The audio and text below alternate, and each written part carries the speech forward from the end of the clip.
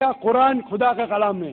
آپ وہ میری DVD دیکھیے، کیا قرآن خدا کا کلام ہے؟ انشاءاللہ اگر آپ کھلے ذہن سے یہ تقریر سنیں گے، انشاءاللہ آپ کو یقین ہوگا کہ خدا ایک ہے اور آخری کلام قرآن مجید ہے انشاءاللہ۔ آخری سوال مائک نمبر 4 سے، خاتون کے شعبے میں کوئی نان مسلم بہن ہوں تو سوال کر سکتی ہیں۔ آڈینس میں نان مسلم بہن کے طرف سے ہے جی میں پوچھنا، اگر کوئی آخری سوال کوئی نان مسلم ہے وہ پوچھ سکتی ہے، طرف سے نہیں، نان مسلم خود پوچھنا چاہیے۔ آخری سوال، وقت کی قلت ہے، 5ویں نمبر بھی مائکروفون پہ، مائک نمبر 5 پہ خاتون کے شعبے میں کوئی اور نان مسلم اگر بہن ہوں تو ان کو موقع دیجیے۔ نہیں ہے یہاں کوئی غیر مسلم ہے کیا؟ انشاءاللہ وقت کی قلت کی وجہ سے آخری سوال۔ جی مائک نمبر 1 سے بھائی۔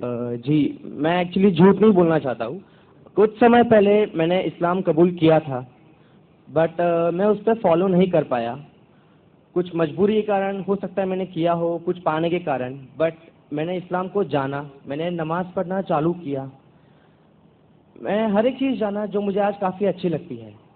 تو میں یہ نہیں کہوں گا کہ مسلم نہیں ہوں، بٹ میں آپ سے سب کے سامنے کلمہ پڑھنا چاہتا ہوں۔ بھائی صاحب نے کہا کہ کچھ وقت پہلے اس نے اسلام قبول کیا تھا، لیکن مجبوری کے تحت وہ اسلام پہ پورے مکمل طریقے سے عمل نہیں کر رہا تھا، کبھی نماز پڑھتا تھا چھوڑتا تھا، ابھی وہ چاہتا ہے کہ پھر سے کلمہ پڑھے۔ لیکن اس وقت کلمہ پڑھنے کے بعد آپ کی نیت ہے کہ انشاءاللہ میں مکمل طور سے عمل کروں گا۔ مکمل طور کا مطلب نہیں کہ 100% شروع کرے، نیت اگر ہے شروع کرو نماز پڑھنے کے لیے، ایک بار شروع کرو، پھر 2 بار، پھر 5 بار، پھر جماعت سے۔ ضروری نہیں کہ اگر کلمہ پڑھے تو 100% 5 بار جماعت سے ٹائم پہ۔ انشاءاللہ میں دعا کروں گا کہ اللہ تعالیٰ آپ کو اس چیز کے لیے مدد کرے۔ آپ مانتے کہ خدا ایک ہے؟ جی ضرور۔ آپ مانتے کہ خدا کے علاوہ کوئی معبود نہیں؟ جی۔ آپ مانتے کہ بت پرستی غلط ہے؟ جی۔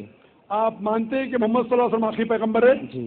تو انشاءاللہ میں عربی میں کہوں گا اور آپ اسے دہرائیے۔ اشہدو اللہ الہ الا اللہ واشہدو ان محمدن عبدہ ورسولہ۔ میں شہادت دیتا ہوں کہ اللہ کے علاوہ کوئی معبود نہیں اور محمد صلی اللہ علیہ وسلم اس کے پیغمبر اور بندے ہیں۔ ماشاءاللہ مسلمان بن چکے، اور میں دعا کرتا ہوں اللہ سبحانہ و تعالیٰ سے کہ آپ کی مدد کرے، آپ کو ہدایت دے، اور انشاءاللہ آپ کو اسلام میں قائم کرے، اور دعا کرتا ہوں کہ آپ مسلم بنے اور مسلم مرے۔ مسلم مرنا بہت اہم ہے، اور اللہ دعا کرتا ہوں آپ اور میں اسلام کے دین پہ مرے، اسلام میں پورے طور پہ داخل ہو اور اسلام ہی میں مرے انشاءاللہ ضرور۔ مجھے ایک اور چیز پوچھنی ہے آپ کو، وقت بہت کم ہے، خالی ایک چیز چھوٹی سی۔ میں ایکچولی کافی کمپنی میں کام کر چکا ہوں، اور میں نے دیکھا ہے کہ مسلمس کو داڑھی رکھنے کا حق نہیں ملتا ہے، نماز پڑھنے کا وقت نہیں دیا جاتا ہے، بلکہ ہم انڈین قانون کے حساب سے 8 گھنٹہ ہمیں بولا گیا ہے کام کرنے کے لیے، ہم 12 گھنٹہ کرتے ہیں۔ جب ہم بولتے ہیں ہمیں داڑھی رکھنا ہے، یہ آپ کا یہ رول نہیں ہے، آپ نکالے جائیں گے۔ ہمیں نماز پڑھنا ہے، یا نماز پڑھنے آپ آتے ہی نہیں ہیں۔ ایسا کیوں؟ جب غیر مذہبی، میں نام نہیں لینا چاہوں گا، انہیں داڑھی رکھنے کا، لمبے بال رکھنے کا حق دیا جاتا ہے، تو ہماری ایک کمیٹی کیوں نہیں بنائی جاتی ہے، اور ہم اسے لڑ کے نہیں، لیگلی رجسٹر کر کے ہم اپنے داڑھی کے لیے اور نماز کے لیے وقت لیا جائے؟ بھائی صاحب یہ پوچھ رہے ہیں، یہ عید آئی تھی، یہ عید نہیں، کافی عید گئی، چلو میں نے عید منائی۔ وقت بہت کم ہے، ڈاکٹر صاحب کو اجازت دیجیے کہ اپنی بات کریں۔ ہمیں حق کیوں نہیں داڑھی رکھنے کا، ہمیں حق کیوں نہیں نماز پڑھنے کا؟ دیگر مذاہب لوگ کو لمبے بال رکھنے کی اجازت ہے، ان کا اشارہ سکھ مذہب کی طرف تھا، تو ہم کیوں نہیں کمیٹی بناتے کہ ہمیں بھی حق ہو؟ آپ اگر ایسا ماحول پیدا کریں گے، لوگ کو آج کل داڑھی سے ڈر ہے، تو ہم ایسا ماحول پیدا کریں کہ داڑھی کو چاہنے لگے۔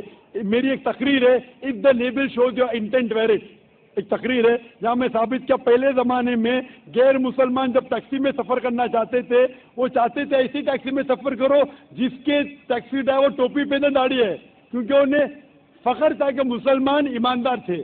انشاءاللہ یہ وقت آئے گا تو آپ ایسے ادارے سے جڑو جس کو اسلام کے بارے میں غلط فہمی نہیں ہے، اور ایسے ادارے کو جڑو بھلے آپ کو تنخواہ کم ملی، ہمارے ادارے میں فرض ہے کہ ہر آدمی کو داڑھی رکھنا چاہیے، چاہے ڈاکٹر ہو چاہے انجینئر ہو، اس کو ٹوپی پہننا فرض ہے۔ اسلام میں ٹوپی پہننا فرض نہیں ہے، یہ لیکن نشانی ہے۔ تھکنے کے اوپر پہننا فرض ہے، ساتھ ساتھ نماز پڑھنا فرض ہے۔ اگر نماز نہیں پڑھے گا تو نکال لیجیے۔ تو آپ ایسے ادارے سے جڑ جائیے جو آپ کو اسلام کے قریب لے کے آئیں گا، بڑے آپ کی تنخواہ کم ملیں گی آپ کو۔ انشاءاللہ اللہ تعالیٰ آپ کو اس کا اجر دے گا اس دنیا میں اور آخرت میں۔ وآخر دعوانا الحمدللہ رب العالمین۔ دو ضروری اعلان سماعت فرمائے تمام خواتین و حضرات۔ انشاءاللہ کل 6:15 بجے ڈاکٹر ذاکر نائک صاحب کی تقریر ہوگی اور سوال و جواب کا کھلا سیشن ہوگا 6:15 بجے اسی گراؤنڈ کے اندر، اور عالم اسلام کی مشہور شخصیت اور پوری دنیا کی معروف عالم دین میں سے ہمارے درمیان شیخ سعود شریم جو خانہ کعبہ کے امام ہیں وہ تشریف رکھتے ہیں۔ انشاءاللہ پرسوں کی دعا پر اس کانفرنس کا اختتام ہوگا۔ میں اسی کے ساتھ ساتھ آج کے جلسے کے اختتام کا اعلان کرتا ہوں۔ السلام علیکم ورحمۃ اللہ وبرکاتہ۔